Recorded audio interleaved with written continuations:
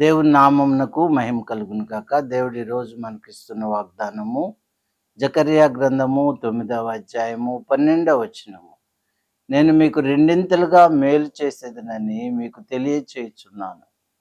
దేవుడు మనకేమని తెలియచేస్తున్నాడంటే, మీకు రెండింతలుగా మేలు చేస్తానని, రెండింతలుగా మీకు దీవెనలనిస్తానని దేవుడు వాగ్దానం చేస్తున్నాడు.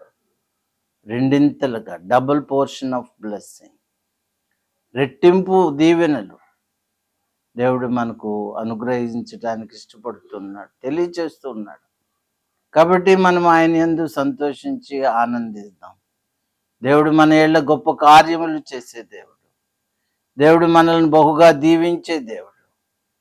దేవుని యొక్క ఆశీర్వాదములు ఎప్పుడు మన మీద రెట్టింపుగా ఉండాలని మనం ప్రార్థన చేయాలి. దేవా, నన్ను రెట్టింపు దీవెనలతో ఆశీర్వదించు, నీ రెట్టింపైన కృపతో నన్ను కనికరించు ప్రభు అని ప్రార్థన చేస్తే దేవుడు నిత్యము ఆయన కృపాక్షేమములను, ఆయన సన్నిధిని, ఆయన ఆశీర్వాదాలని మనకు రెట్టింపుగా దయచేస్తాడు.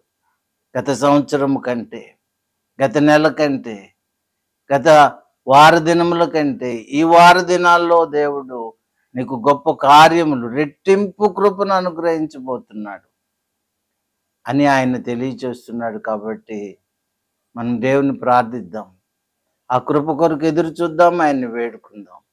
మా దేవా ప్రభువా, నీకు వందనాలు నాయనా. మీరు మాకు రెట్టింపు కృపనిస్తానని తెలియచేస్తున్న విధానాన్ని బట్టి మీకు వందనాలు ప్రభువా. మీకే నాయనా మేము ఎల్లప్పుడూ కృతజ్ఞత కలిగి ఉండి నిన్ను మహింపరుస్తూ నీ సన్నిధిలో జీవించటానికి మమ్మల్ని జ్ఞాపకం చేసుకొనమని యేసు నామమున ప్రార్థిస్తున్నాను తండ్రి. ఆమేన్.